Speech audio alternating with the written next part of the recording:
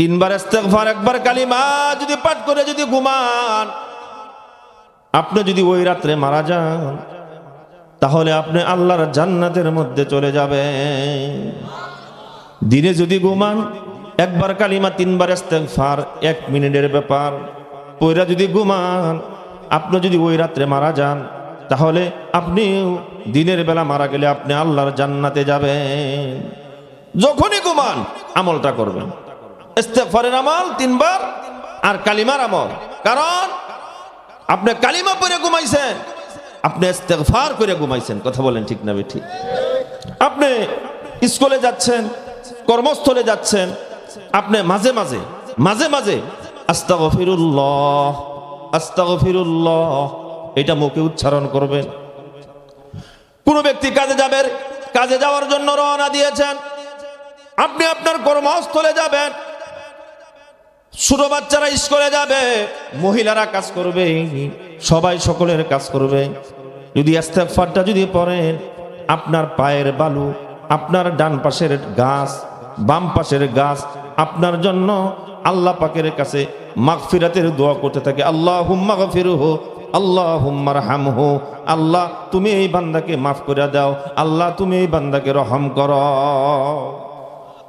আলহামদু লিমান কদ্দারা খায়রান ওয়া খাবালা, ওয়াশ শুকরু লিমান সাওয়ারা হুসনান ওয়া জামালা, ওয়াশ শুকরু লিমান সাওয়ারা হুসনান ওয়া জামালা। ফরদুন সামাদুন আন সিফাতিল খালক বারিউ, ফরদুন সামাদুন আন সিফাতিল খালক বারিউ, রব্বুনা জালিউন খালাকাল খালকা কামালা, রব্বুনা জালিউন খালাকাল খালকা কামালা। লা মিছলা ওয়ালা শিবহা ওয়ালা কুফুয়া লিমাওলা, লা মিছলা ওয়ালা শিবহা ওয়ালা কুফুয়া লিমাওলা, লা ওয়ালিদা ওয়ালা ওয়ালাদা ওয়ালা আম্মা ওয়া খালা, লা ওয়ালিদা ওয়ালা ওয়ালাদা ওয়ালা আম্মা ওয়া খালা, লা দিদ্দা ওয়ালা নিদ্দা ওয়ালা হাদ্দা লিমাওলা, লা দিদ্দা ওয়ালা নিদ্দা ওয়ালা হাদ্দা লিমাওলা। আল আনা কামা কানা ওয়ালাম ইয়ালকা যাওয়ালা, আল আনা কামা কানা ওয়ালাম ইয়ালকা যাওয়ালা। পরিবেশটা গুছানোর জন্য সকলে একটু মহব্বতে জিকির করি, লা ইলাহা লা ইলাহা ইল্লাল্লাহ, লা ইলাহা ইল্লাল্লাহ, লা ইলাহা ইল্লাল্লাহ, লা ইলাহা ইল্লাল্লাহ, লা ইলাহা। মুহাম্মদ ने आकर कुफर को मिटाया,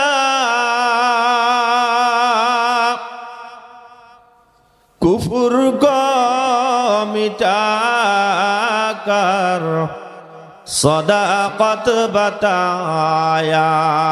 ला इलाहा ला इलाहा जुड़े, ला इलाहा इल्लल्लाह, ला इलाहा। বহু দূরে মদিনা, কেমনে যাব জানি না,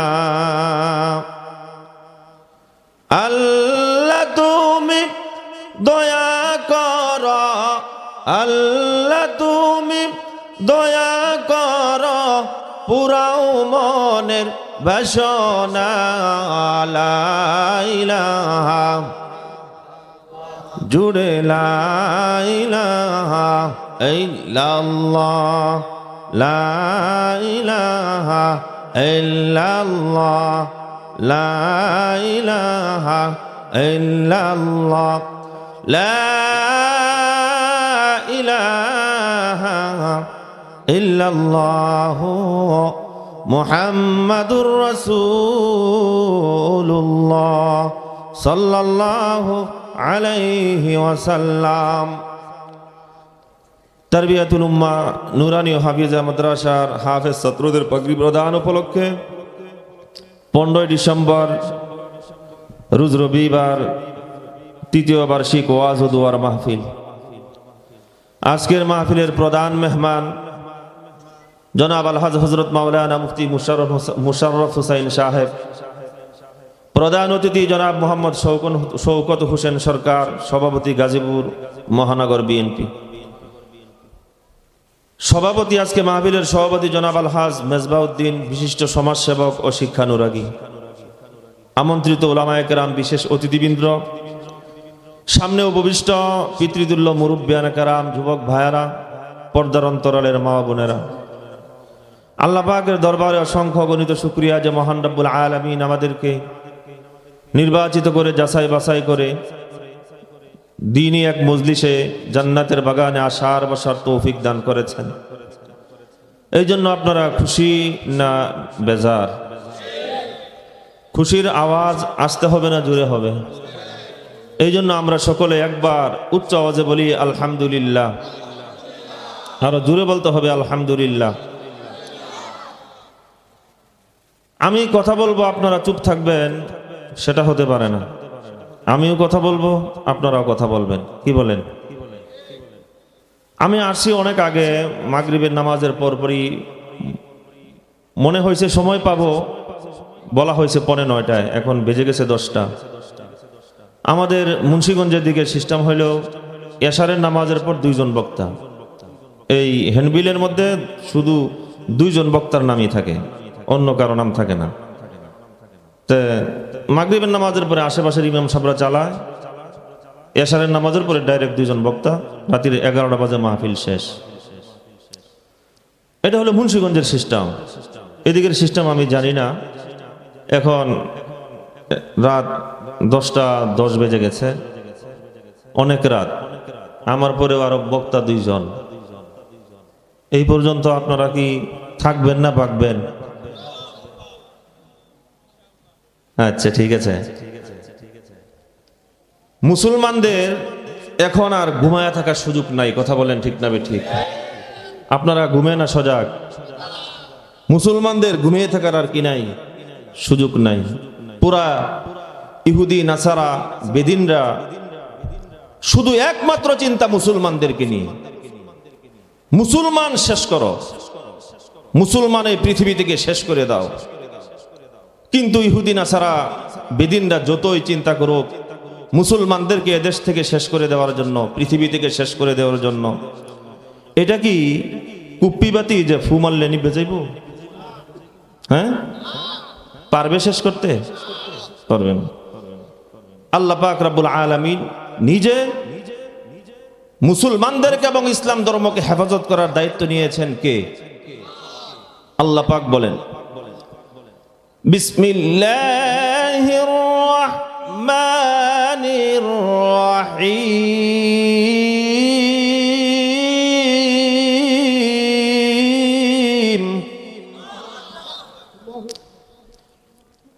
ইউরিদুনা লিয়ুতফিউ নূরাল্লাহ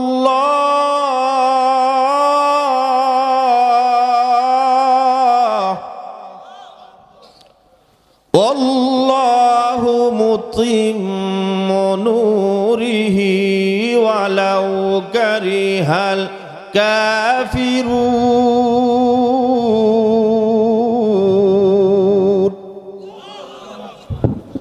আল্লাহু মুতিম্মু নূরিহি, আল্লাহ পাক ওনার নূরকে পরিপূর্ণ করবেন।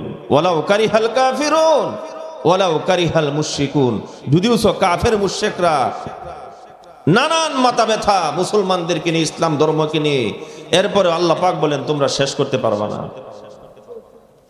কি করতে পারবা না? শেষ করতে পারবো না। আপনারা পেপার পত্রিকায় দেখেছেন বুলার বুরহানুদ্দিনে নবী এবং নবীজির মেয়ে ফাতেমা রাদিয়াল্লাহু তাআলা আনহাকে গালি দিয়েছিল। 7 জন মানুষ তাদের বুকের তাজা রক্ত ঢেলে দিয়েছে।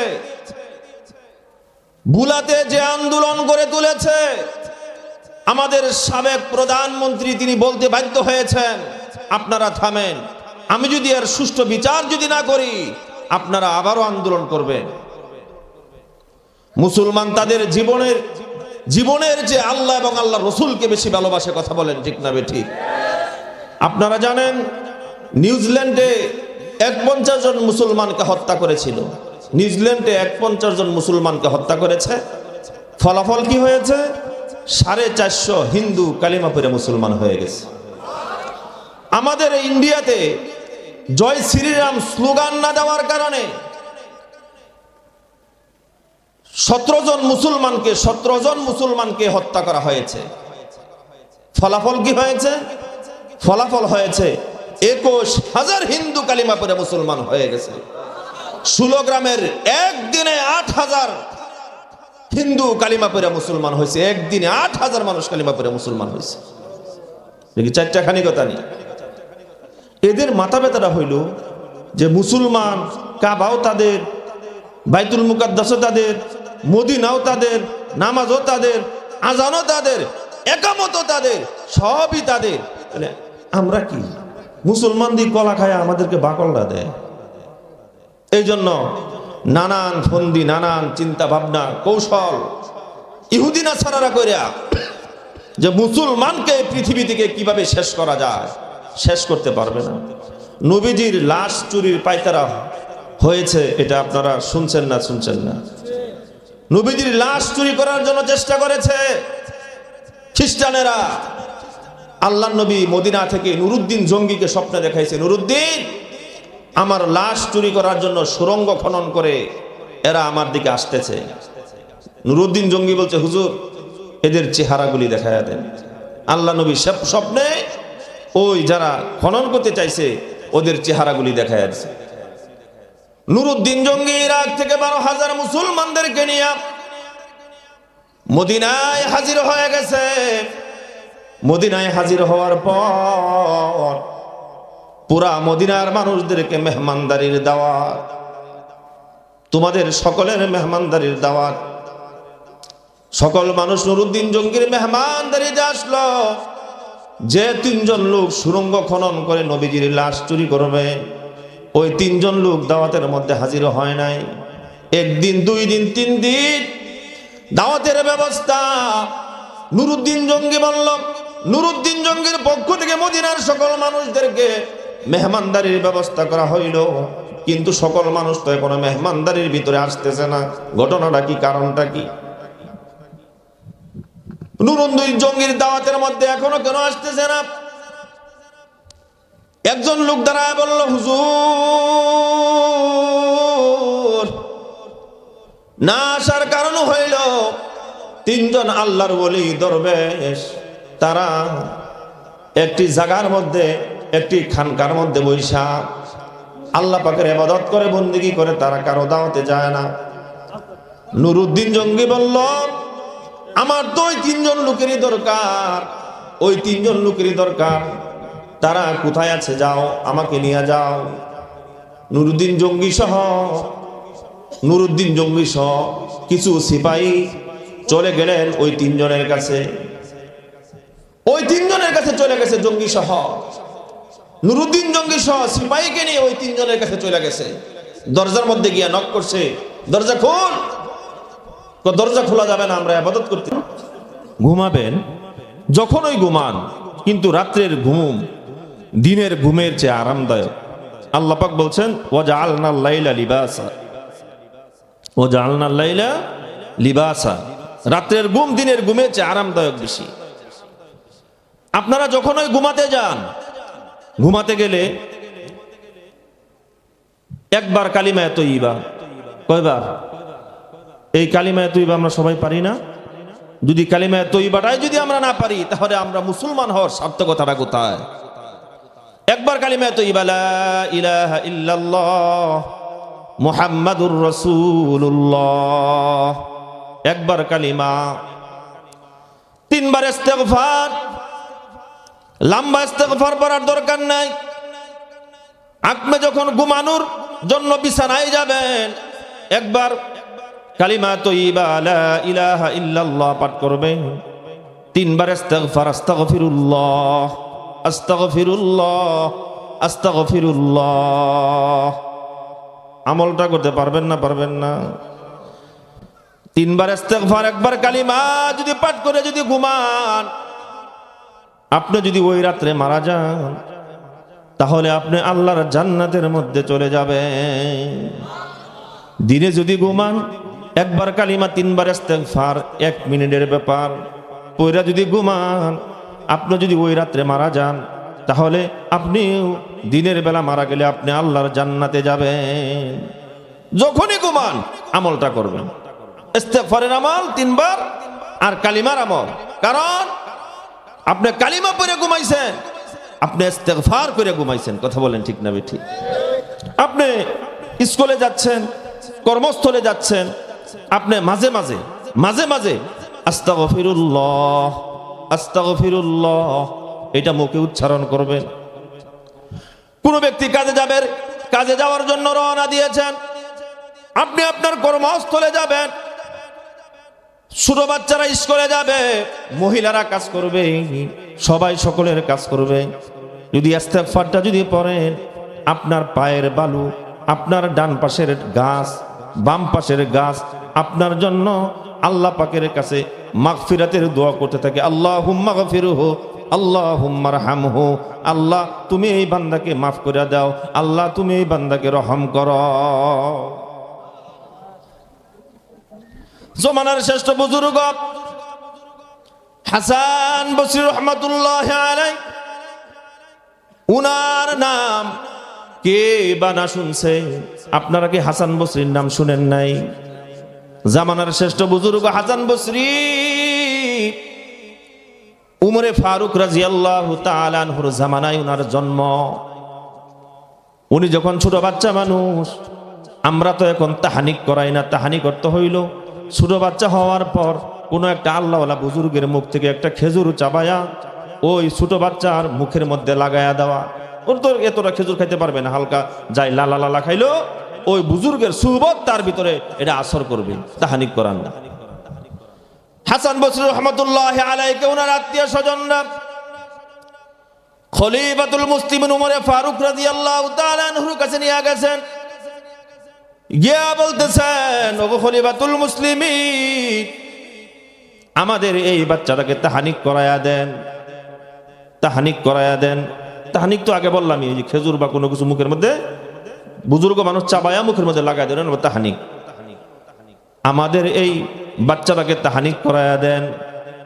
খলিফাতুল মুসলিমিন উমরে ফারুক রাদিয়াল্লাহু তাআলা আনহু বললেন, তাহানিক যে করাবো, কোনো কিছু খেজুর জাতীয় বা মিষ্টি জাতীয় কোনো কিছু আনসনি? কোনো কিছু আনস তাহানিক করানোর জন্য? হাসান বসরি রহমাতুল্লাহি আলাইহি উনার আত্মীয় স্বজনরা বলল, হুজুর কোনো কিছু আনি নাই, আপনার মুখের লালাটা দিয়া এই বাচ্চাটাকে আপনি তাহারিক করায়া দেন। আল্লাহু আকবার। আপনারা আপনার মুখের লালা দিয়া বাচ্চাটাকে তাহানিক করায়া দেন, মুখের লালা একটু লাগায়া দেন, কোনো কিছু আনি নাই খেজুর। হাসান বসরির লোকেরা খলিফাতুল মুসলিমিন উমরে ফারুক রাদিয়াল্লাহু তাআলা আনহুকে বলতেছেন, খলিফাতুল মুসলিমিন, এই বাচ্চার নামটাও আপনি রেখে দেন, বাচ্চার নামটাও আপনি রেখে দেন। খলিফাতুল মুসলিমিন উমরে ফারুক রাদিয়াল্লাহু তাআলা আনহু বাচ্চার নাম রাখলেন, বলতেছেন, সাম্মুহু হাসানা ফা ইন্নাহু হাসানুল ওয়াজহি। বাচ্চার নামটা হাসান রেখে দাও, কারণ হলো চেহারাটাও দেখতে সুন্দর। সাম্মুহু হাসানা, বাচ্চার নাম হাসান রেখে দাও। ফা ইন্নাহু হাসানুল ওয়াজ, এর চেহারাটা সুন্দর, নামটাও রেখে দাও হাসান। হাসান অর্থ সুন্দর, বাচ্চার নাম হাসানই রেখে দাও। নাম রাখা হইল হাসান। যুগ শ্রেষ্ঠ বুজুর্গ হয়েছে হাসান বসরি রহমতুল্লাহ আলাই। ওনার কাছে মানুষ যখন আসতো, এসে বলতো, হুজুর আমার তো বাচ্চা কাচ্চা হয় না, তদবির দেন। কি হয় না? বাচ্চা কাচ্চা হয় না, তদবির দেন। হাসান বসরি বলতো, বেশি বেশি ইস্তেগফার পড়ো। গভীর মনোযোগ দিয়ে শুনেন।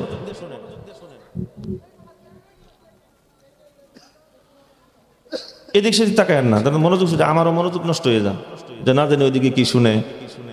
এই জন্য এটা একটা ক্লাস হইতেছে, এটা ক্লাস হইতেছে। আমি আর ওই গেটের মধ্যে যারা দাঁড়ায় আছে ওরা অসুন্দর দেখা যায়, হয় বসো না হয় চলে যাও। তোমরা ভিতরে ঢুকে বসো, এটা তো জান্নাতের বাগান, এখানে বসো। এখানে কত বড় লোক মানুষ, শিল্পপতি, উনারা বসে রয়েছেন স্টেজের মধ্যে জান্নাতের আশায়, গুনাহ মাফের আশায়, আর তোমরা ওই জায়গায় দাঁড়ায় রয়েছো। কুরআন হাদিসের আলোচনা যে করো, বক্তার সুর থাকুক বা না থাকুক, এটা তো কুরআন হাদিসের আলোচনা, শুনতে হইব। যদি না শোনো তাহলে অন্যদিকে গিয়ে ঘুরো, কারণ সব যোগের সামনে দাঁড়াতে খারাপ দেখা যায়। তা হাসান বসরি রহমতুল্লাহ আলাইহির কাছে যে কেউ আসতো, আসে বলতো, হুজুর আমার বাচ্চা কাচ্চা হয় না। হাসান বসরি বলতেন, ইস্তেগফার পড়ো, বেশি বেশি কি পড়ো? ইস্তেগফার পড়ো। আরেকজন এসে বলতো, হুজুর আমার দোকানে বেচা কিনা হয় না, বেশি বেশি ইস্তেগফার করো। আরেকজন এসে বলতো, হুজুর আমার খালি মেয়ে সন্তান, ছেলে সন্তান নাই, বেশি বেশি ইস্তেগফার পড়ো। বেশি বেশি কি পড়ো? ইস্তেগফার পড়ো। উনার মুরিদ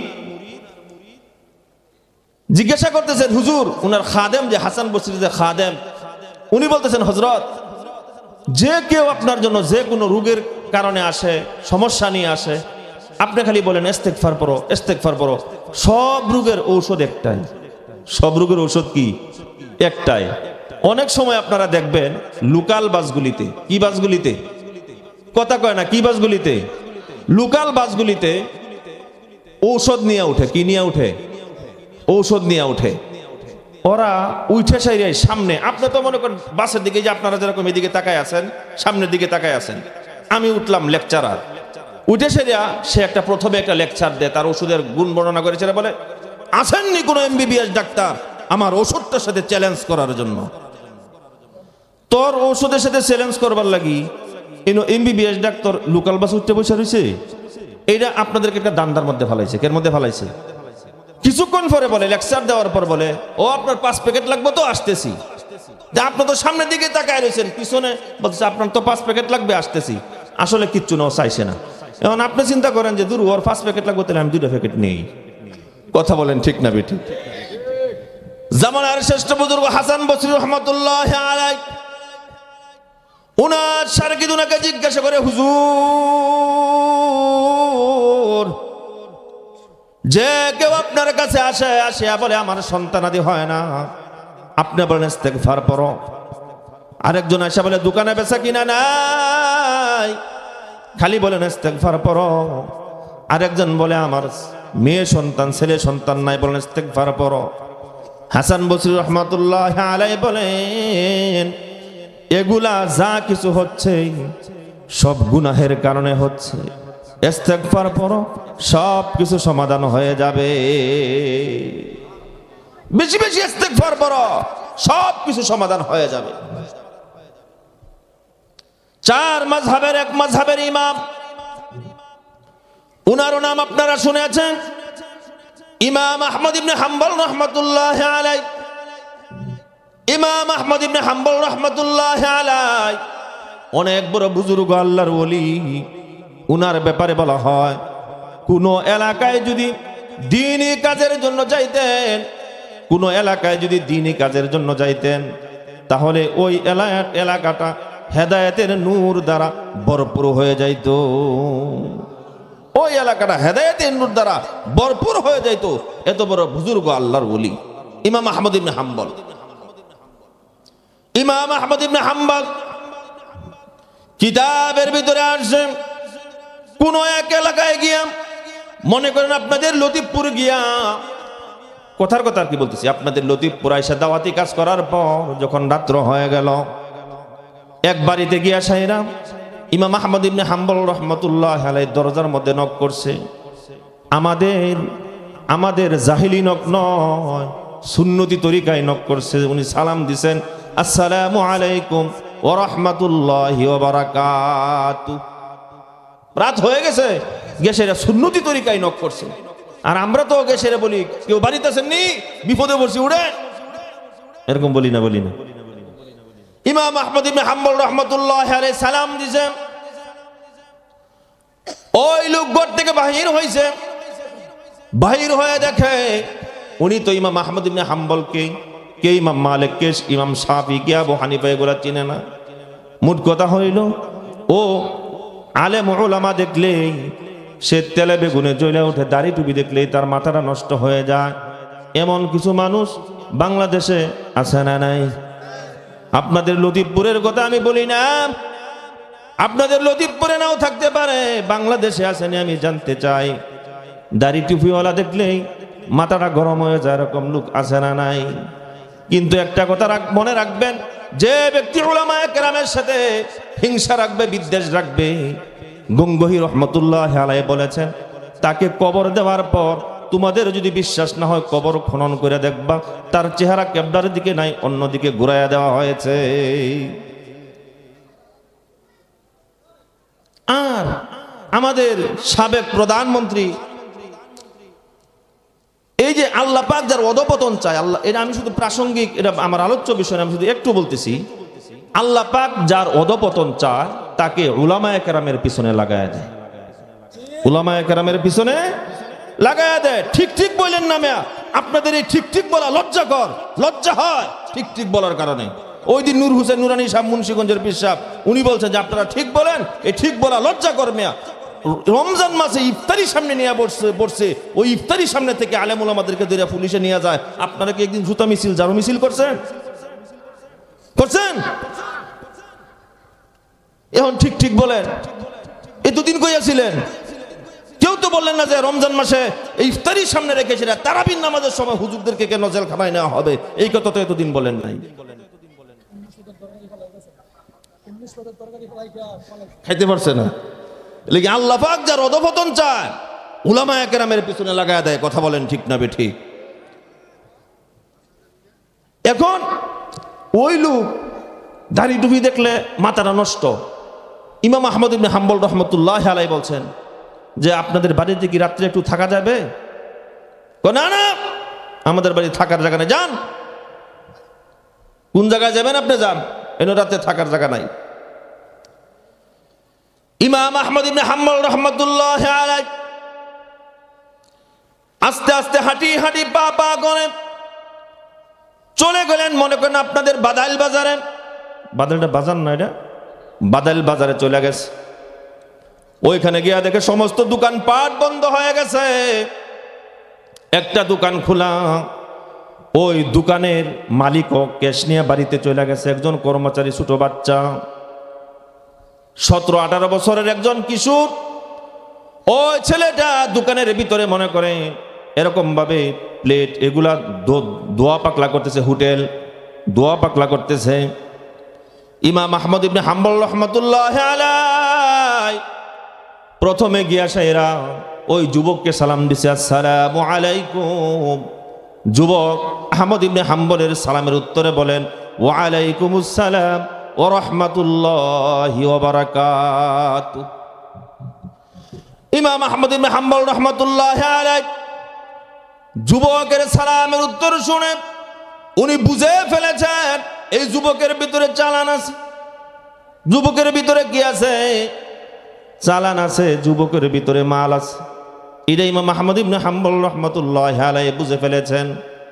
ইমাম আহমদ ইবনে হাম্বল রহমতুল্লাহ আলাইহি যুবককে বলতেছেন, বাবা যুবক, আজকে তোমার সাথে রাত্রে একটু হোটেলের মধ্যে থাকা যাবে নি? যুবক বলেন, হুজুর অবশ্যই আপনি আমার সাথে থাকবেন, অবশ্যই থাকবেন। কথাবার্তা বলেন বা না বলেন কোনো সমস্যা নাই, কিন্তু আপনি যদি আমার সাথে থাকেন আমার একটু সাহস হয়। কারণ হইল চোর বাটপারে দেশ ভরে গেছে না, গেছে না? আমি গত বছর ওয়াজ করতে গেছি টঙ্গিবাড়ি, এই সমস্ত কথা বললে অনেকেই মানে মাইন্ড করে যে হুজুর ওই নানান ঘটনা টানে, এগুলো আসলে বলা ঠিক না। আমি মানে ওয়াজের তালে আইসা গেছে, আমি বলতেছি আর কি যে সোনার বাংলাদেশ আমার, সুরের বাংলাদেশ। ওই টঙ্গিবাড়ি দীপুর ইউনিয়নের সভাপতি আলহাজ আব্দুর রাজ্জাক, উনি সাথে সাথে আমার ভিডিও দিছে, সাথে সাথে ভিডিও দিছে, হুজুর কি কোন আপনার সুরের বাংলাদেশ, বুঝছেন না কথাটা? সোনার বাংলাদেশ আমার, সুরের বাংলাদেশ। এটা তো শেখ মুজিবুর রহমান সাহেব করে গেছে যে সবাই পাইছে স্বর্ণের খনি, আমি পাইছি সুরের খনি। কথা বলেন ঠিক না বেঠিক? ইমাম আহমদ ইবনে হাম্বল রহমাতুল্লাহ আলাইহি যুবককে ডাকতে বলেন, যুবক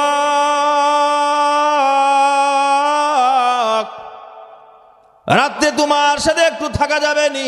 যুবক বলতেছেন, হুজুর কথা বলেন বা না বলেন, আপনি যদি আমার সাথে রাত্রে একটু থাকেন আমার সাহস হয়, কারণ চুরবাট পারে দেশ ভরে গেছে। ইমাম আহমদ ইবনে হাম্বল রহমতুল্লাহ আলাইহি রাত্রে ওইখানে থাকবেন। ওই যুবকটা হোটেলের কাজ করে, তার প্লেট গ্লাস এগুলা ধোয়া পাকলা করতেছে, কিন্তু তার ঠোঁটগুলি নড়তেছে, ঠোঁট দিয়ে কি জানি বিড়বিড় করে পড়ে। ইমাম আহমদ ইবনে হাম্বল রহমতুল্লাহ আলাইহি চিন্তা করলেন, আমি যদি দূরে বসে থাকি তাহলে যুবক কি বলে কি পড়ে এটা তো আমি শুনতে পারবো না। আগের যুগের মানুষে খরম পিনতো, ওইগুলো আপনারা দেখছেন কি দেখছেন না? খরম পিনতো, খরম। ও আচ্ছা আচ্ছা, আপনার দাদারা ছিল। খরম দে হাঁটলে কিন্তু খটখট খটখট শব্দ করে।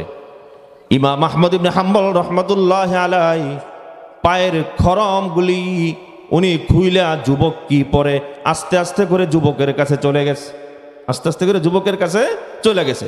যুবক তো সামনে দিকে ফিরে কাজ করতেছে, ইমাম আহমদ ইবনে হাম্বল উনার মাথাটা এখানে কাদের মধ্যে ঠেকাইছে, এখানে ঠেকাইছে যে কি পরে শুনে। ওই যুবক মনে মনে ঠুট নাড়া নাড়া পড়তেছে, আস্তাগফিরুল্লাহ আস্তাগফিরুল্লাহ আস্তাগফিরুল্লাহ। যুবক খালি আস্তাগফিরুল্লাহ আস্তাগফিরুল্লাহ পড়তেছে। ইমাম আহমদ ইবনে হাম্বল রহমাতুল্লাহ আলাইহি যুবককে ডাকতে বলে, যুবক তুমি যা আস্তাগফিরুল্লাহ আস্তাগফিরুল্লাহ পড়তেছ, এই আমল যে করো, এই আমল কইরা কোনো তোমার ফায়দা হয়েছে নি, কোনো লাভ হয়েছে নি? আমল যে করো কোনো ফায়দা হয়েছে, লাভ হয়েছে? যুবক ডাকতে বলে, হুজুর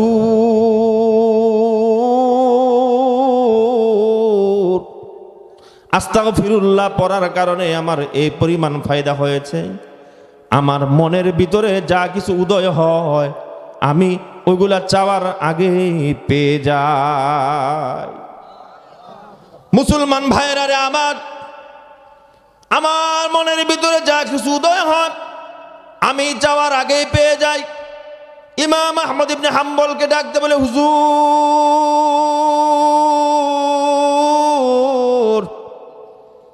ইস্তিগফার পড়ার কারণে যা কিছু আমি চাই তাই পেয়ে যাই, কিন্তু আমার এখনো একটা চাওয়া একটা পাওয়া আমার বাকি রয়ে গেছে।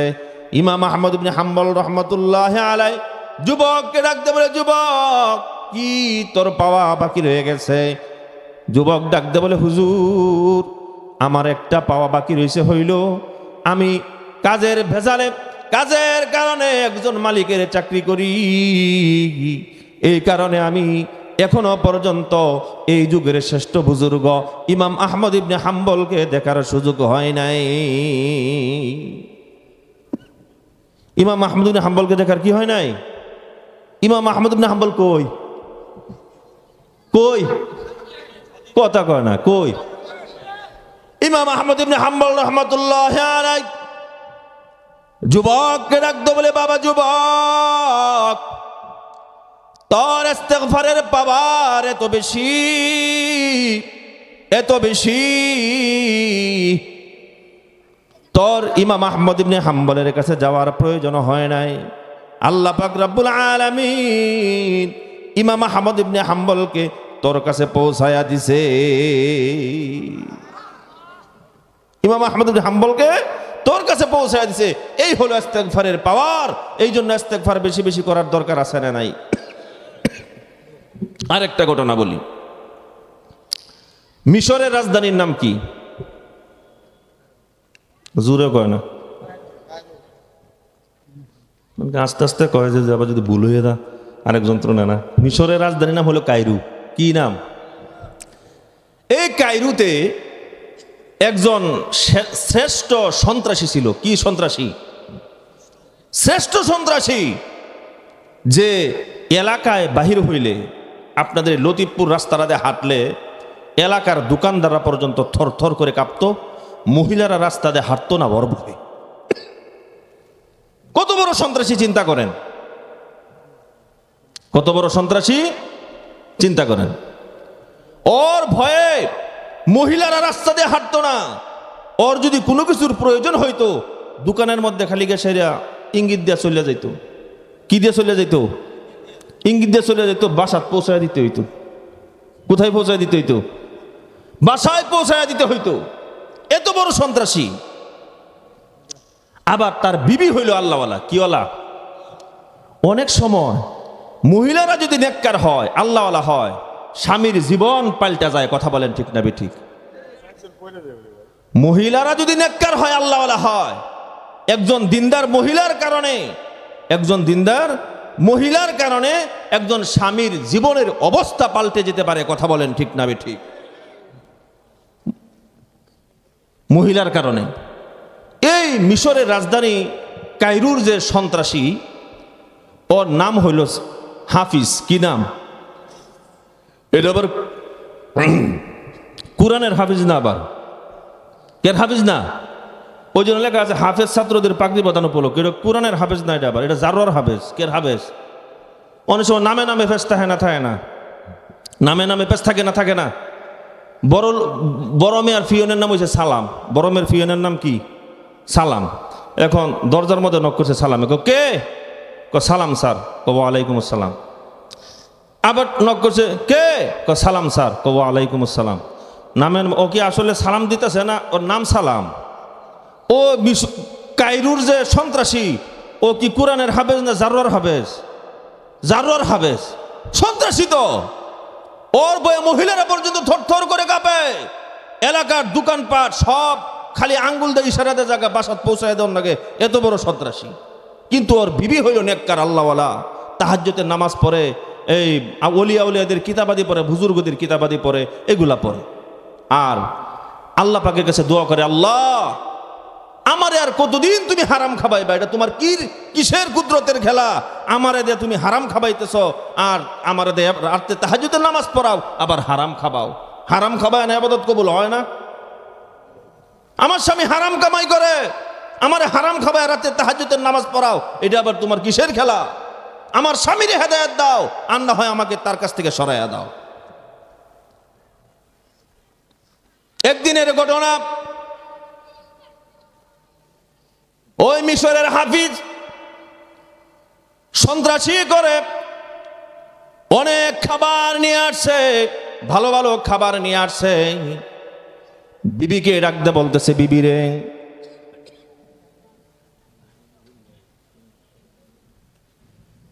বিবি রে, ভালো ভালো খাবার নিয়ে আসি, পাক করো, আমি একটু আসি, আমি একটু, আমার কাজ আছে, আসি। কাজ মানে আকাজ আর কি? কাজ মানে কি? আকাম। কাম মানে কি?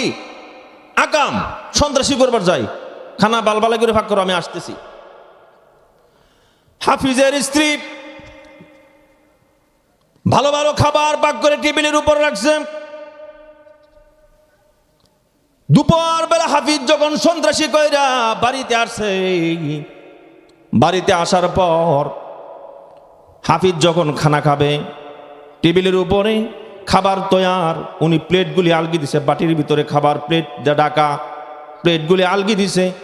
গিয়া দেখে একটা বাটির ভিতরেও খাবার নাই, সব রক্ত হয়ে আছে, সব খাবার রক্ত হয়ে গেছে।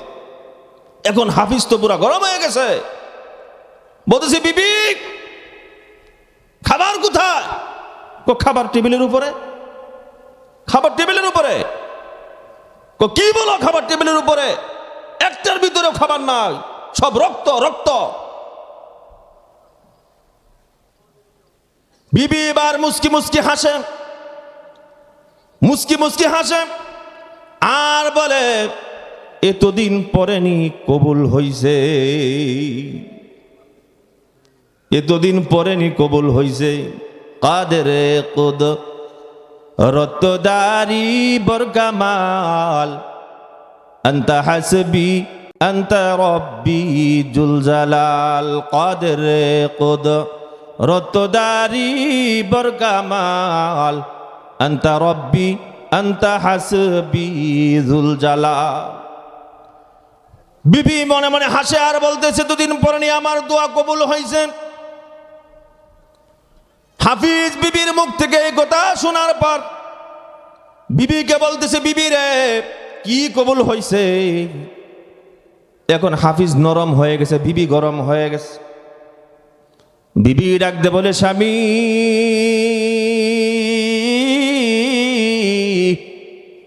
এই আপনার জন্য যে টেবিলের উপরে খানা রাখছি এগুলা রক্ত হয়ে গেছে, রক্ত খাওয়া হালাল না হারাম?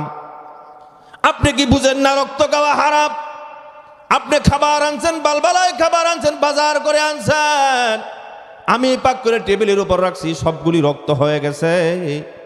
এর মানে হইল আপনাদের সন্ত্রাসী করেন, আপনার কামাই হালাল নয়, এগুলা হারাম, এই জন্য তো রক্ত হয়ে গেছে, আপনি কি এগুলা ছাড়বেন না? হাফিজ ডাক দে বলে, বিবি আমারও তো ছাড়তে মন চায়, কিন্তু আমি তো ছাড়তে পারতেছি না। আমার নফসটা তো হলো নফসে আম্মারা, আমারে ধোঁকা দেয়, আমারে ভালো কাজ করতে দেয় না, আমি কি করতে পারি? বিবি ডাক দে বলে, স্বামী টেনশনের কোনো কারণ নাই, চিন্তার কোনো কারণ নাই। আমার কাছে নফসেরও ডাক্তার আছে, শরীরের যেমন ডাক্তার আছে নফসের ডাক্তার আছে না নাই? এই জন্যই তো মানুষ পীর সাহেবের কাছে দৌড়ায়, উলামায়ে কেরামের কাছে দৌড়ায়, মানুষ তাবলিগে যায়, ইস্তেমায় যায়, সরমনায় যায়, যায় না যায় না? বিবি ডাকতে বলে, স্বামীরা আমার কাছে নফসেরও ডাক্তার আছে। কোন নফসের ডাক্তার আবার কে? কোন নফসের ডাক্তার হইল অমুক মসজিদের ইমাম সাহেবের কাছে যান, যাওয়ার পর গিয়া সাহেরা আপনার সমস্ত অবস্থার কথা বলবেন, ইমাম সাহেব আপনাকে চিকিৎসা দিবে, ইমাম সাহেব আপনার চিকিৎসা দিব। এখন এই হাফিজ ইমাম সাহেবের রুমে কিভাবে ঢুকতে হইব, কিভাবে যাইতে হইব এটা তো আর জানে না, জীবনে কোনোদিন গেছে না, ওর সন্ত্রাসী করে অভ্যাস। ইমাম সাহেবের রুমে মনে করেন দরজা ধাক্কা দেয়, ইমাম সাহেবের রুমের মধ্যে ঢুকে গেছে। ইমাম সাহেব ছিল নিচে, খাটের নিচে বসা, লাভ দে খাটের উপরে উঠছে, সর্বনাশ, হাফিজ যা আমার রুম উঠছে, আমার আজকে শেষ করে লাইব। ইমাম সাহেব ডরায় গেছে, ঘটনা কি? হাফিজ যা আমার রুম গেলে কি? হাফিজ ডাক দে বলে, হুজুর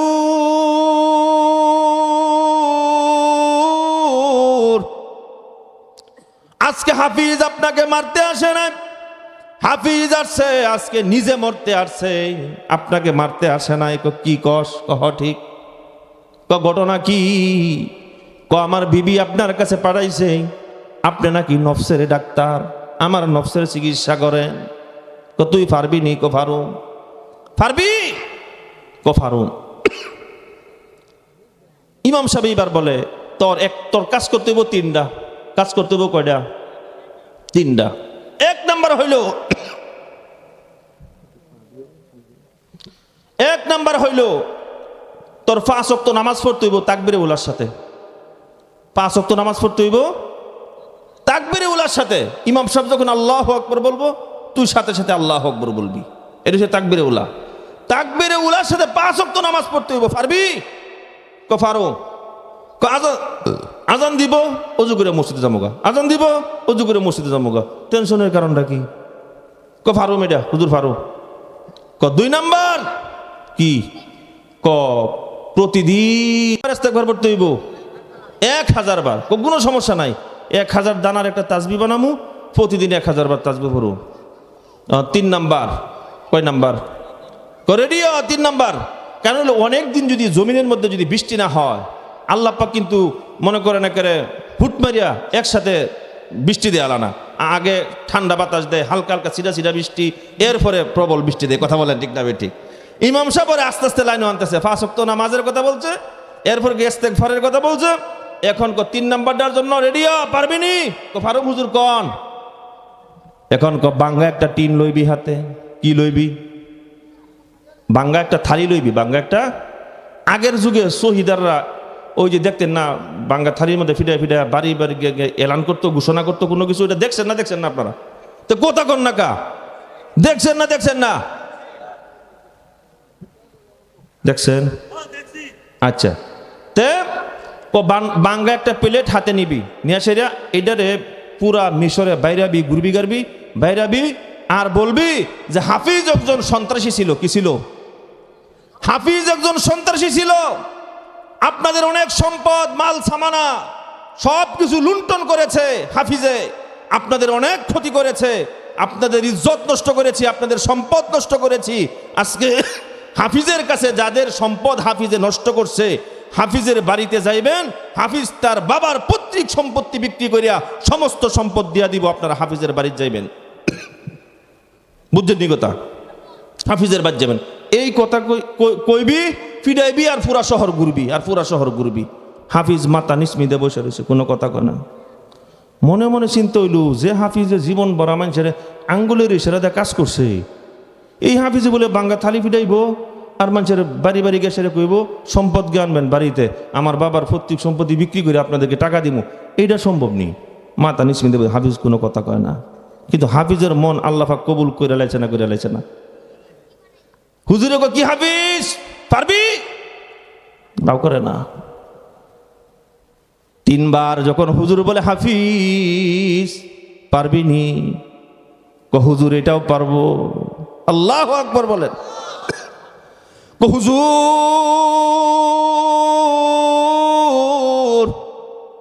এটাও পারবো। এবার হাফিজ বাঙ্গা একটা প্লেট হাতে নিছে, লাঠি একটা হাতে নিয়া হাফিজ রাস্তার গুলিতে গুলিতে ঘুরে আর পিডায়, আর বলে হাফিজ বড় সন্ত্রাসী, আপনাদের মাল আত্মসাৎ করেছে, আপনাদের মাল ক্ষতি করেছে। হাফিজ এবার তার বাবার পৈতৃক সম্পত্তি বিক্রি করে আপনাদের মাল দিয়া দিব, আপনারা হাফিজের বাড়িতে যাইবে। এই কথা বলে আর হাফিজে ঘুরে, সমস্ত মাল হাফিজের বাবার সমস্ত সম্পদ দিতে দিতে শেষ, সমস্ত সম্পদ শেষ হয়ে গেছে। এখন হাফিজের 2টা সন্তান, একটা সন্তানের বয়স হইল 8 বছর, আর একটা সন্তানের বয়স হইল 2 বছর। এখন সন্তানগুলি 2-3 দিন হয়ে যায়, হাফিজের চুলার মধ্যে আগুন ধরে না। সন্তানগুলি ক্ষুধার কারণে মাটিতে গড়াগড়ি খাচ্ছে আর কাদা মাটি খাচ্ছে। বিবি ডাকতে বলে, স্বামী আপনি যদি আপনার এই সন্তানগুলি দেখে জমিনে ঘোরাঘুরি করে আর কাদামাটি খাচ্ছে, আপনার কি একটু মায়া হয় না? আপনি যদি একটু কাজ করতেন, আমাকে 1 পা চালের ব্যবস্থা করে দেন, 2টা আলুর ব্যবস্থা করে দেন, আমরা না হয় রোজা থাকবো, সারাদিন রোজা থাকবো, না খায়া থাকবো, কিন্তু সন্তানগুলির কষ্ট তো আমাদের সহ্য হয় না। হাফিজ ডাকতে বলে, বিবিরে শুনো, সন্তানগুলি কি তোমার একা না আমারও? সন্তানগুলি তোমার একা না আমারও? সন্তানগুলি তো আমারও তো মায়া হয়। তুমি আমাকে একবার অনুমতি দাও, আমি আগের রাস্তায় ফিরে যাই। একবার অনুমতি দাও, আবার আগের রাস্তায় ফিরে যায়। হাফিজের স্ত্রী রাখতে বলে, স্বামী গো, সন্তানগুলি দরকার হয় না খেয়ে মরে যাবে, আমরাও যদি না খেয়ে মরে যাই, আপনাকে আগের রাস্তায় যাওয়ার অনুমতি নাই। হাফিজ এবার নামাজ পড়ে, ইস্তেগফার পড়ে, মসজিদে আসরের নামাজের, জোহরের নামাজের পর খানা খায়া শুয়ে রয়েছে। হাফিজের বিবি ডাকতে বলে, স্বামী গো, আপনি কি কোনো মিল ফ্যাক্টরিতে কোনো জায়গায় একটু চাকরি বাকরি করতে পারেন না? ছোটখাটো একটু চাকরি করতে পারেন না? হাফিজ ডাকতে বলে, বিবি আমি একজন মালিকের চাকরি করি, আমাকে বেতন দিতে দেরি করতেছে, হয়তোবা আমি কর্মচারী নতুন, ইন্টারভিউয়ের ব্যাপার স্যাপার আছে, এই জন্য মনে হয় আমাকে বেতন দিতে দেরি করতেছে। আমি একজন মালিকের চাকরি করি। মসজিদের মিনার থেকে হাইয়া আলাস সালাহ হাইয়া আলাল ফালাহ আযানের ধ্বনি হাফিজ চলে গেল মসজিদে। সকল মানুষগুলি সংক্ষেপে নিয়ে আসছি, আসরের আজান হয়ে গেছে, নামাজ হয়ে গেছে। সকল মানুষগুলি আসরের নামাজের পর বাড়ির দিকে রওনা। হাফিজ বাড়িতে আসে না, মসজিদের বারান্দার মধ্যে বসে বসে হাফিজ কান্দে। আল্লাহ পাকের দরবারে রব্বুল আলামিনকে ডাক দিয়ে বলে, ওরে আসমান জমিনের মালিক,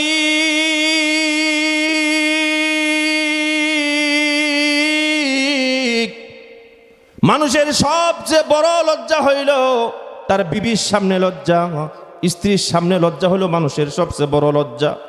আপনি আমাকে আমার স্ত্রীর সামনে আর লজ্জা দিয়েন না, আমার স্ত্রীর সামনে আমাকে লজ্জা দিয়েন না গো বিবি স্বামী।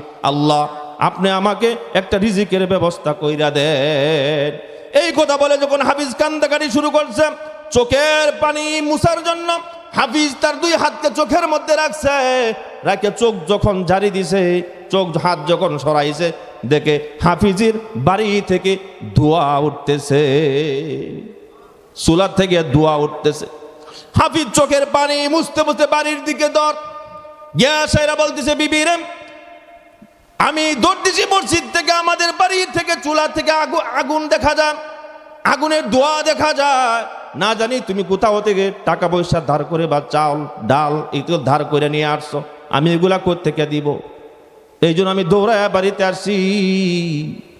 বিবি ডাক দে বলে, স্বামী গো, আমি কারো থেকে দাঁড় করে আনি নাই, আমি আপনি যখন আসরের নামাজ পড়ার জন্য যখন মসজিদে গেছেন, তখন দুইজন লোক দেখি, দুইজন লোক আমাদের মিশরে কোনোদিন দেখি নাই, এদের চেহারা কোনোদিন দেখি নাই, এরা হয়তোবা মানুষ নয়, হবে ফেরেশতা।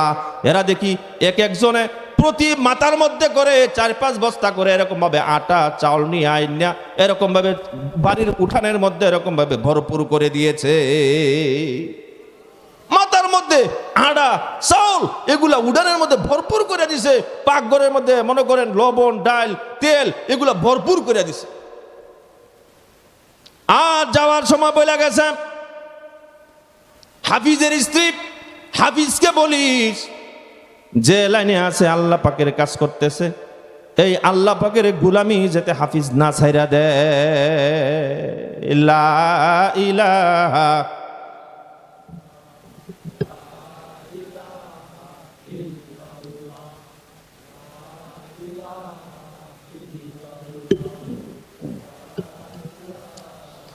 ইল্লাল্লাহ, লা ইলাহা ইল্লাল্লাহু মুহাম্মাদুর রাসূলুল্লাহ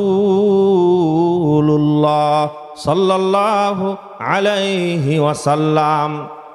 এই মজলিসের ভিতরে যারা আছেন, আমি জানতে চাই যাদের মা বাবা নাই, কথা বুঝছেন, যাদের মা বাবা নাই, মা নাই বা বাবা নাই, একজন যদি না থাকে তাহলে এক হাত তুলবেন, দুইজন নাই 2 হাত তুলবেন। কাদের একজন নাই 1 হাত তুলবেন। অনেক মানুষ নামান হাত, দুইজন নাই কার এরা হাত তুলেন। অনেক মানুষ, ওই প্রায় মানুষই দেখা যায় মা বাপ ছাড়া এখানে। হ্যাঁ,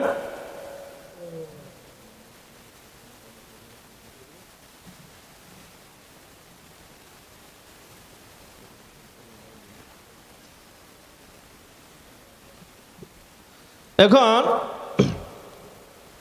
আমি শুধু একটা ঘটনা বলবো মা বাবা সম্পর্কে। কি সম্পর্কে? আমি সময়ের অভাবে আলোচনাটা বিক্ষিপ্তভাবে আলোচনা করতেছি, আলোচনাটা গুছাইতে পারতেছি না। যাই হোক, তে একজন ছেলের নাম হলো আব্দুর রহিম। কি নাম? কথা কইেন, তাড়াতাড়ি কইেন, কি নাম? মনে করেন আপনাদের লতিফপুরে একজন ছেলের নাম হলো আব্দুর রহিম, মা বাবার একমাত্র সন্তান আব্দুর রহিম, আর কোনো সন্তানাদি নাই, আর কোনো সন্তানাদি নাই। এই ছেলেকে মা বাবায় উচ্চ শিক্ষায় শিক্ষিত করেছে। আমি সুশিক্ষায় শিক্ষিতের কথা বলি নাই, আমি বলছি কি শিক্ষায় শিক্ষিত করেছে? উচ্চ শিক্ষায় শিক্ষিত করেছে। এই উচ্চ শিক্ষায় শিক্ষিত করার পর এলাকার সবচেয়ে সুন্দরী মেয়েটাকে আব্দুর রহিমের সাথে মা বাবা বিবাহ পড়াইয়া দিছে। এখন বিবাহের এই পরে স্ত্রীর পরামর্শে অনেক মানুষ আছে, আপনাদের লতিফপুরে বাড়ি, ঢাকা গাজীপুরে গিয়ে সেরে থাকে, এই বনানী গিয়ে সেরে থাকে, গুলশান গিয়ে সেরে থাকে, এরকম লোক আছে না নাই? মানে বিবির কথায় মা বাপ ফালায়াত হয়ে যায়, এরকম লোক আছে না নাই? অভাব নাই, কি নাই? নিজের মার বেলা 16 আনা, আপনার মার বেলা সে 4 আনাও না, এরকম মহিলা আছে না নাই? আপনাদের যদি বিশ্বাস না হয়, আমার কথাটা যদি বিশ্বাস না হয়, আজকে এই বাড়িতে গিয়ে সেটা পরীক্ষা করবেন। আজকে তো যদি মহিলারা শূন্য না, তাহলে কাম হতো না। আরো কিছুদিন পরে গিয়ে সেটা পরীক্ষা করবেন। আপনার মার 5,000 টাকা লাগবে ওষুধের জন্য। আপনার মার কয় টাকা লাগবো? 5,000 টাকা লাগবো। আপনি বলবেন, বিবি রে, মা তো অসুস্থ, মাজার ব্যথায় ভুগতেছে, 5,000 টাকার দরকার। দেখবেন আপনার স্ত্রীর মানে ওই চেহারাটা সকালবেলার 12টার মতন ফুললে গেছে। আর কোন করবো, আর খালি কইব 5,000 টাকা। বাড়ি বুলগের কথা নিয়ে গেলা, বাড়ির কাছে কথা নেই, 5,000 টাকা। বুড়ি বুঝবো করতে গেছে, কামাই করে হ্যাঁ না বুঝে, বলবো না, বলতো না। পরীক্ষাটা করার জন্য শিখিয়ে দিতেছি আমি। 10-15 দিন পরে আপনি পুরা একেবারে চেহারা পাল্টায় লাইবেন, মুর পাল্টায় লাইবেন। পাল্টায় সেরে গেছে হাসতে হাসতে হলো, বিরে আরে গেছিলাম তো লতিফপুরে দোকানে চা খাইতেছি, আমার শাশুড়ি আম্মায় ফোন দিছিল, তোমার মায় ফোন দিছিল, ওই ফার্নিচার কিনতে গেছে যে 10,000 টাকা বলে শর্ট পড়ে গেছে, তে ফোন দিয়েছে 10,000 টাকা যেমনি হোক ম্যানেজ করে জামাই পাঠা। দেখবেন সাথে সাথে আপনার স্ত্রীর সুর পাল্টে দেবে, কইব দেও না কোনো জায়গা থেকে মিলতাল করে, আমার মা কি তোমার কাছে কোনো সময় চাইছে? কথা বলেন ঠিক না ঠিক? সাথে সাথে চেহারাটা পাল্টে দেবে। যে সমস্ত মহিলারা, মা বোনেরা ওয়াজটা শুনতেছেন, খাতার কোনার মধ্যে, একটা ডায়েরির কোনার মধ্যে এই ওদমের কথাটা লিখে রাখেন। আপনার ছেলের বয়স 8 বছর, আর মাত্র 10টা বছর বাকি, 15টা বছর বাকি। আপনি যখন এই শাশুড়ি আম্মা হবেন, আপনি তো আপনার শাশুড়িরে দেন নাই 5,000 টাকা ওষুধের জন্য। আপনার পুত্রবধূ আপনার মুখ থেকে বাম আঙ্গুল দিয়ে বাদ বের করে আনবে, খেতে দিবে না। এটা লিখে রাখেন ডায়েরির এক কোনার মধ্যে। কথা বলেন ঠিক না ঠিক? লতিফপুরের মনে করুন, লতিফপুরের একটা সন্তান, তার নাম কি বলছিলাম? আব্দুর রহিম। কেউ যদি আব্দুর রহিম তাহে নাম, তারে বলতেছি না আমি, এমনি জানি না তো কার নাম আব্দুর রহিম, কার নাম আব্দুল খালেক, জানি এগুলা? জানি না, আমি মুন্সিগঞ্জ থেকে আইছি। এক ছেলের নাম আব্দুর রহিম, তার মা বাবা তাকে উচ্চ শিক্ষায় শিক্ষিত করেছে, সুশিক্ষায় শিক্ষিত করেছে, আমি বলি নাই। এলাকার সুন্দরী মেয়েটাকে বিবাহ দেওয়ার পর আব্দুর রহিম স্ত্রীর পরামর্শে, কূটনীতি পরামর্শ, তার বিবি আব্দুর রহিমকে পরামর্শ দেয়, স্বামী গো, তোমার মার ঘেন আর ভালো লাগে না, চলো দুইজন গুলশান বনানী বসুন্ধরা কোনো জায়গায় বাসা ভাড়া নিয়ে থাকি। চলে গেছে, স্ত্রীর পরামর্শে চলে গেছে গুলশান বনানী বসুন্ধরায়। ওইখানে যাওয়ার পর কিছুদিন পর আব্দুর রহিম হজ করার জন্য মক্কায় চলে গেছে। কই চলে গেছে? মক্কায় চলে গেছে হজ করার জন্য। হজ করার পর সকল মানুষগুলি বাইতুল্লাহ তোয়াফ করে লাব্বাইক আল্লাহুম্মা লাব্বাইক তালবিয়া পাঠ করে, কিন্তু আব্দুর রহিমের মুখ দিয়ে তালবিয়া বাহির হয় না। আব্দুর রহিমের মুখ দিয়ে তালবিয়া বাহির হয় না, লাব্বাইক এটা বাহির হয় না। আব্দুর রহিম দেখে একজন বুজুর্গ লোক, আল্লাহওয়ালা মানুষ, ওই লোককে গিয়া বলতেছে, হুজুর আপনারা তালবিয়া পাঠ করতেছেন, আমি তো ওরকম ভাবে আমার মুখ দিয়া তালবিয়া আসে না। বুজুর্গ লোকটা বলতেছে, তুই কে? তোকে আমি চিনি না, তোর বাড়ি কোথায় এটাও আমি জানি না, কিন্তু একটা কথা যায় না রাখ, তুই যে এখানে আসছস হজ করার জন্য, কাবা ঘর তোয়াফ করার জন্য, তোর তো বাড়ির কাবাই ঠিক নাই, তোর তো বাড়ির কাবাই ঠিক নাই, তুই কিসের হজ করার জন্য আসছস? চোখ দিয়া পানি পড়বে, রক্ত বাইর হবে, এরপরেও তোর মুখ দিয়া তালবিয়া বাহির হবে না। আব্দুর রহিম এই কথা বলার পর আর কি বুঝতে বাকি রয়েছে নি, তার যে বাড়ির কাবা ঠিক নাই, বুঝতে বাকি রয়েছে নি। সাথে সাথে চলে আসছে বাড়িতেই। এবার ঢাকা গুলশান বনানীতে যায় না, গ্রামের বাড়ি লতিফপুরে আব্দুর রহিম আস্তে আস্তে করে চলে আসছে। রাত্র হয়ে গেছে, সকল দোকানপাট বন্ধ হয়ে গেছে। একটা দোকানের ভিতরে মিটমিট করে আলো জ্বলে। মুরব্বী একজন দোকানদার দোকানের ভিতরে আছে। ওই লোকটাকে বলতেছে, চাচা আপনি আব্দুর রহিমের বাড়ি কোনটা চিনেননি? মুরব্বী ডাকতে বলে, তুমি কে? তোমাকে চিনি না, কিন্তু শোনো, আব্দুর রহিম নামটা কথা বইল না, আব্দুর রহিমের নামটাই মুখে নিও না। আব্দুর রহিম একজন বদমাশ বাটপার, তার মা বাবার একমাত্র সন্তান, তাকে উচ্চ শিক্ষায় শিক্ষিত করার পর তার বউয়ের পরামর্শে সে ঢাকা চলে গেছে। আব্দুর রহিমের বাবা কিছুদিন আগে দুনিয়া থেকে ক্যান্সার হয়ে মারা গেছে, খানা পায় না। আগে এরকমভাবে রোগবালা হয়ে সেইরা ক্যান্সার হয়ে কিছুদিন আগে আব্দুর রহিমের বাবা দুনিয়া থেকে বিদায় হয়ে চলে গেছে। এটা কার লগে কইতেছে? ছেলের সাথেই বলতেছে। কার সাথে বলতেছে? আব্দুর রহিম তার বুকের ভিতরে কষ্ট চাপা দিয়া এরপরে বলতেছে, মুরব্বী আব্দুর রহিমের বাড়িটা একটু দেখায়া দেন। ওই যে একটা সনের কুঠুরি, ওইটা হলো আব্দুর রহিমের ঘর, আব্দুর রহিমের বাবার ঘর। আব্দুর রহিমের মা ওই ঘরের মধ্যে আছে, তার পেটটা পিঠের সাথে লেগে গেছে, মানুষ দিলে খায়, না দিলে না খায়া থাকে, এই অবস্থায় আছে। কেউ তাকে জিজ্ঞাসাবাদ করে না, বিছানাতে প্রস্রাব পায়খানা করে। আব্দুর রহিম আস্তে আস্তে হাঁটি হাঁটি পা পা করে বাড়ির দিকে রওনা দিয়েছে। আর বাড়ির কাছে যখন গেছে, গিয়াসে এরা হঠাৎ মনের ভিতরে জাগে উঠছে আর বলতেছে, কেমনে আমি মা বলি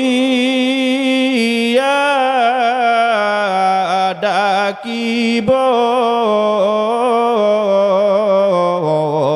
কেমনে আমি মা বলিয়া ডাকিব, কেমনে আমি মাইরে মুখাত দেখাবো। এই কথা বলতে বলতে আব্দুর রহিম ছোট্ট কুঠিরের দিকে রওনা। চাঁদের রাত ছিল, চাঁদের আলো আব্দুর রহিমের মার ঘরের দিকে যাচ্ছে। আব্দুর রহিমের গলার কণ্ঠ থেকে যখন আব্দুর রহিমের মা যখন এই আওয়াজ শুনছে, সাথে সাথে শোয়া থেকে যে মহিলার পেটটা পিঠের সাথে লেগে গেছে, বিছানার মধ্যে প্রস্রাব পায়খানা করে, ওই মা সাথে সাথে বিছানা থেকে লাফ দিয়ে দাঁড়ায় গেছে আর বলতেছে, বাবা আব্দুর রহিম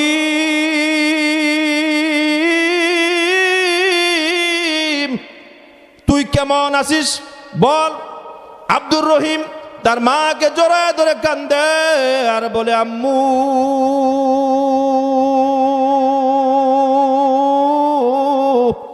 আজকে 10-12 বছর হয়ে গেল আমি এলাকা ছেড়ে চলে গেছি। 10-12 বছর পরে আজকে আসিয়া ডাক দিলাম, তুমি আমার রাওটা কিভাবে চিনলা, আমার কথাটা কিভাবে বুঝলা? আব্দুর রহিমের মা ডাকতে বলে, বাবা সোনামণি, তোর এই ঠুট্টির মধ্যে কতবার চুমা খেয়েছি, তোর এই গালের মধ্যে কতবার চুমা খেয়েছি, আজকে তোর এই ডাকটা 10-12 বছর কেন? আমি যদি কাপড়ের ভিতরে প্যাকেট হয়ে যাই, এরপরেও তো আমি তোর এই ডাকটা বলতে পারবো না। কথা বলেন ঠিক না বেঠিক? এই জন্য সম্মানিত সুধী, আমাদের আজকের এই মাহফিল তারবিয়াতুল উম্মাহ নুরানী ও হাফিজিয়া মাদ্রাসা, আজকে আমাদের প্রধান মেহমান, বিশেষ মেহমান ওনারা বাকি আছেন, আমি আর দীর্ঘ সময় নিতে চাচ্ছি না। এই মাহফিল এবং মাদ্রাসার যে সমস্ত এতিম ছাত্র, মাদ্রাসাত পড়লে কি লাভ কি ফায়দা, এগুলো আসলে 2-3 ঘন্টা আলোচনা করার বিষয়, সেই সময় হাতে নাই, আর আলোচনা করবও না। এই মাদ্রাসা তারবিয়াতুল উম্মাহ, এই মাদ্রাসার এই অনেক গরিব এতিম ছেলেপেলেরা আছে, মিজান সাহেব, অনেক গরিব এতিম ছেলেপেলেরা আছে। এই জন্য আমি সংক্ষিপ্তভাবে কিছু, এখন উড়াউড়ি করবেন না কেউ, সংক্ষিপ্ত সময় 10 মিনিট কালেকশন করব। 3 জন ছাত্র পাগড়ি পাবে, 3 জন ছাত্র পাগড়ি পাবে, একজন হুজুর খারাইবেন। এখন যে উঠবেন, মাহফিলের পরিবেশ নষ্ট করবেন, আপনি টাকা পয়সা না দেন, বিন্দু পরিমাণ দাবি নাই, কিন্তু উঠবেন না, মাহফিলের পরিবেশ নষ্ট করবেন না। যদি উঠেন আল্লাহ পাকের কাছে ঠিয়া থাকবেন। আর মিজান সাহেব যেই উঠবো ওর নামে 10,000 লিখে লাইবেন, খালি খেয়াল করে রাখবেন, যেই উঠবো 10,000 লিখে লাইবেন। এটা মাহফিলে ঢুকতে পারবেন, বাইরেতে পারতেন না, এমন একটা মাহফিল এটা। বসেন। এখন আমি শুধু এই যে যার মা নাই বাবা নাই, মা নাই বাবা নাই, বাবার কথা স্মরণ করে, আপনার বাবা যদি আর 5টা বছর অসুস্থ অবস্থায় ঘরে পড়ে থাকতো, আপনার টাকা পয়সা খরচ হইতো না হইতো না? এটা বলেন তাড়াতাড়ি কোন হইতো না হইতো না? হইতো। এই জন্য মার কথা স্মরণ করে যার মা নাই, বাবার কথা স্মরণ করে যার বাবা নাই, 20,000 টাকা এরকম 2 জন লোক চাই, 20,000 টাকা করে, বেশি না, 2 জন লোক চাই, টাকা পয়সার অভাব নাই, 2 জন লোক চাই 20,000 টাকা করে, তাড়াতাড়ি দিয়ে দিবেন। 20,000 করে 2 জন লোক চাই, 50,000 1 লাখ টাকার দরকার নাই, 20,000 করে 2 জন লোক। 10 মিনিট সময় শুধু কালেকশন করব। আর সকলে শুধু এর মনে মনে ইস্তেগফার পড়তে থাকেন, আল্লাহ পাক 2 জন লোক মিলাইয়া দেয়, 20,000 টাকা করিয়া দুইজন লোক যারো আছে মাতা পিতা কবরে মাফ করে দাও আল্লাহ তুমি তাদের। দুইজন লোক, তাড়াতাড়ি কোন দুইজন লোক। আজকে যদি আজকে মরে গেলে কালকে 2 দিন। টাকা পয়সা কি কেউ কবরে নিয়ে যেতে পারছে? এটা কোন টাকা পয়সা কেউ কবর নিয়ে যেতে পারছে? কেউ টাকা পয়সা কবরে নিয়ে যেতে পারে নাই। আপনি আজকে মরে যান, 2 দিন পরে আপনার ছেলেফেরার জিজ্ঞাসাই করবে না, 2টা টাকাও দিয়ে দান করবে না। নিজের সম্পদ নিজে দান করে দেন, আখেরাতের সামানা বানায় যান। 2জন লোক 10-20 হাজার টাকা করে, 2জন লোক। তাড়াতাড়ি খারাপ হয়ে যান আর সকলে মনে মনে ইস্তেগফার পড়তে থাকেন, আল্লাহ পাক বাস করে দিব। 2জন লোক 20 হাজার টাকা করিয়া। নাই এরকম লোক, 2জন লোক নাই। 20 হাজার টাকার এই লতিপুর কত কুলি মানুষ, এখানে এরকম 20 হাজার টাকার মানুষ নাই, 2জন লোক। লা ইলাহা ইল্লাল্লাহ, লা ইলাহা ইল্লাল্লাহ, লা ইলাহা